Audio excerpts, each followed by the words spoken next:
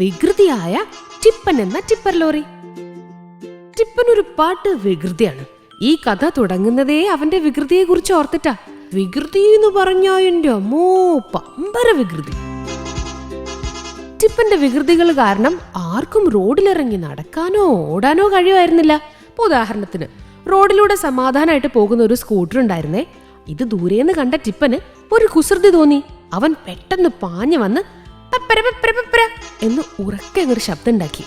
അയ്യോ, ആ സ്കൂട്ടർ പേടിച്ചു ഉലഞ്ഞു പോയി. എന്നിട്ട് ടിപ്പനോട് ദേഷ്യത്തോടെ വിളിച്ചു പറഞ്ഞു, നീ നിർത്തിക്കേ പരിപാടി. അതോടി കേട്ടപ്പോ ടിപ്പൻ ആവേശമായി. ഞാൻ ഇനിയും ഒച്ച ഉണ്ടാക്കും, എല്ലാരും പേടിപ്പിക്കാൻ എനിക്ക് ഇഷ്ടാ എന്ന് പറഞ്ഞ ടിപ്പൻ പിന്നെയും ഹോൺ അടിച്ചു. എല്ലാരും പേടിച്ചോ പേടിച്ചോ. ഷെടാ, ഇവനെ കൊണ്ട് തോറ്റല്ലോ എന്ന് തോന്നിയില്ലേ? ഇനി എന്ത് ചെയ്യാം? ടിപ്പനെ കൊണ്ട് പ്രശ്നത്തിലായ ഓട്ടോയും സൈക്കിളും സ്കൂട്ടറും JCBയും കുഞ്ഞിക്കാരും ഒക്കെ ഒരു ദിവസം അരുവിക്കരയിലെ പുൽപ്പാടത്തില് ഒത്തുകൂടാൻ തീരുമാനിച്ചു. എന്നിട്ട് ചർച്ചയായി. ഈ ടിപ്പൻ പണ്ട് മുതലേ വികൃതിയാ, പക്ഷേ ഇപ്പൊ ഇത് ഇത്തിരി കൂടിയിട്ടുണ്ട്. JCB പറഞ്ഞു. ഇങ്ങനെ പോയാ ശരിയാവൂല. ഇപ്പൊ വലിയ അപകടം ആർക്കും പറ്റിയിട്ടില്ല. പക്ഷേ ഇവന്റെ ഈ വേഗത്തിലുള്ള പോക്കും ഹോണടിയും കാരണം ഈ സൈക്കിളോ ഓട്ടോയോ ഒക്കെ മറിഞ്ഞു വീണാലുള്ള അവസ്ഥ ആലോചിച്ചു നോക്കൂ. അത് പറഞ്ഞത് കുഞ്ഞിക്കാറ. നമുക്കേ അവനോടൊന്ന് സംസാരിച്ചാലോ? ടിപ്പൻ അത്ര മോശക്കാരനൊന്നും അല്ലാലേ, അവൻ ഇത്തിരി ആവേശം ഉണ്ടെന്നേ ഉള്ളൂ, അതാണ് കുഴപ്പം. സൈക്കിൾ പറഞ്ഞു. സംസാരിച്ചോണ്ട് ഒരു കാര്യമില്ലെന്നേ. നമ്മളിതൊക്കെ അവനോട് നേരത്തെ പറഞ്ഞതല്ലേ. അവനത് വെറുതെ തിരിച്ചു തള്ളുകയല്ലേ എന്നോ ചെയ്തേ. അവന് മനസ്സിലാകണമെങ്കിൽ വേറെ എന്തെങ്കിലും പ്ലാൻ നമുക്ക് ആലോചിക്കണം. സ്കൂട്ടർ പറഞ്ഞു. ഇപ്പോഴും റോഡിൽ പാഞ്ഞു നടക്കാറുള്ള ഓട്ടോറിക്ഷ മുൻചക്രങ്ങൾ വട്ടത്തിൽ കറക്കി ആലോചിച്ചു. എന്നിട്ട് പറയാണ്, അവന്റെ കുസൃതി നമുക്ക് അവനെതിരെ തന്നെ കണ്ട് ഉപയോഗിച്ചാലോ? കുറച്ചു നേരത്തെ കൂടി ആലോചനയ്ക്ക് ശേഷം അവര് സമർത്ഥമായ ഒരു പദ്ധതി തയ്യാറാക്കി. അങ്ങനെ അടുത്ത ദിവസമായി. പതിവ് പോലെ ടിപ്പൻ റോഡിലൂടെ അതിവേഗത്തിൽ പാഞ്ഞു പോവായിരുന്നു. ഉച്ചത്തില് ഹോൺ മുഴക്കി പോകുന്ന വഴികളിലെല്ലാം ബഹളം ഉണ്ടാക്കി. പതിവ് കുസൃതി നിറഞ്ഞ ഭാവത്തിലായിരുന്ന ടിപ്പൻ പെട്ടെന്ന് വഴിയരികിൽ ഒരു വലിയ ബോർഡ് കണ്ടു. അതിൽ ഇങ്ങനെ എഴുതിയിരിക്കണു: ഗംഭീരമായ ടിപ്പ് ടിപ്പ് ഓട്ട മത്സരം, എല്ലാവർക്കും സ്വാഗതം. ടിപ്പന്റെ ഹെഡ്ലൈറ്റുകൾ ആവേശത്തോടെ വിടർന്നു. ഓട്ട മത്സരോ? എന്നാ ഞാൻ തന്നെ ഫസ്റ്റ്. അവനൊരു ഗംഭീര ഹോൺ മുഴക്കി.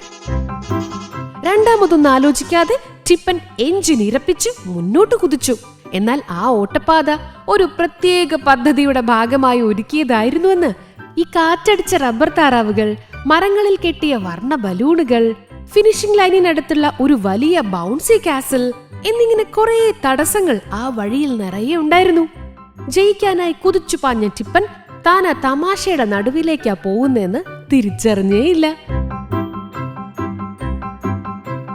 ടിപ്പൻ കാറ്റടിച്ച താറാവുകളുടെ അടുത്തേക്ക് എത്തിയപ്പോ അവന്റെ ടയറുകൾ തെന്നിമാറി. ബലൂണുകളിലേക്ക് കയറിയപ്പോ പപ്പ് പപ്പ് എന്ന വലിയ ശബ്ദത്തോടെ പൊട്ടാൻ തുടങ്ങി. അപ്പൊ ടിപ്പൻ ശരിക്കും ഞെട്ടി. അയ്യോ, എന്താ ഇവിടെ നടക്കുന്നേ? അവന് ലേശം പേടിയും തോന്നിട്ടോ. ബൗൺസി കാസലിന്റെ അടുത്തെത്തിയപ്പോഴേക്കും വളവുകളും തിരിവുകളും കാരണം അവന് തല കറങ്ങി. അപ്പോഴേക്കും അവന്റെ ചക്രങ്ങൾ കുടുങ്ങി. ബൂം വീൻ എന്ന ശബ്ദത്തോടെ അവൻ വായുവിലേക്ക് തെറിച്ചുപോയി. ഇത് കണ്ടുകൊണ്ട് നിന്ന് അവന്റെ സുഹൃത്തുക്കളെ പൊട്ടിച്ചിരിച്ചു. ടിപ്പന് അപകടമൊന്നും പറ്റിയില്ലാട്ടോ, പക്ഷെ അവന്റെ എഞ്ചിൻ കിതയ്ക്കുന്നുണ്ടായിരുന്നു. അപ്പോ JCB അവന്റെ അടുത്തേക്ക് ഉരുണ്ടു വന്നു. ടിപ്പ, നിനക്ക് വേഗതയൊക്കെ ഉണ്ടാവാം, പക്ഷേ ജീവിതത്തിൽ എപ്പോഴും ഇങ്ങനെ പാഞ്ഞു പോകാൻ പറ്റുമോ?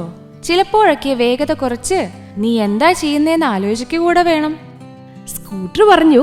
ഇടയ്ക്കൊക്കെ ചെറിയ വികൃതിയൊക്കെ നല്ലതാ, പക്ഷെ അത് കൂടുമ്പോൾ മറ്റുള്ളവർക്ക് അപകടം പറ്റും. നീ കൂടുതൽ ശ്രദ്ധിക്കണമെന്ന് മാത്രമേ ഉള്ളൂ ഞങ്ങൾക്ക്. ടിപ്പന്റെ ഹെഡ്ലൈറ്റുകൾ മങ്ങി. അവൻ പതുക്കെ തലയാട്ടി. അതോ ഞാൻ വെറുതെ തമാശ കാണിക്കുകയായിരുന്നു. അപ്പൊ ഓട്ടോറിക്ഷ മുന്നോട്ട് വന്നു. അതാണ് കാര്യം ടിപ്പ, തമാശ നല്ലതാണ്, പക്ഷേ അത് നിനക്ക് മാത്രമല്ല എല്ലാവർക്കും സന്തോഷമുള്ളതാവണം. ടിപ്പൻ തന്റെ എല്ലാ സുഹൃത്തുക്കളെയും നോക്കി.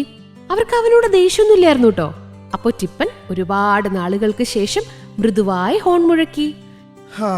ശരി, എനിക്ക് മനസ്സിലായി എല്ലാം. ഞാൻ വാക്ക് തരാം, ഇനി ഞാൻ കൂടുതൽ ശ്രദ്ധിക്കും. ഇനി ആരെയും പേടിപ്പിക്കുകയോ ബഹളം ഉണ്ടാക്കുകയോ ഇല്ല. യഥാർത്ഥ സന്തോഷം എന്നത് മറ്റുള്ളവരെ പേടിപ്പിക്കുകയോ വിഷമിക്കുകയോ ചെയ്യുന്നതല്ല, മറിച്ച് നല്ല നിമിഷങ്ങൾ ഒരുമിച്ച് പങ്കിടുന്നതാണെന്ന് ടിപ്പൻ പഠിച്ചു.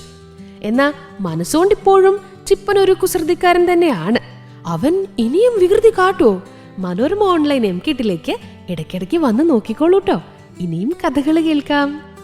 ഈ കഥ ഇഷ്ടായോ?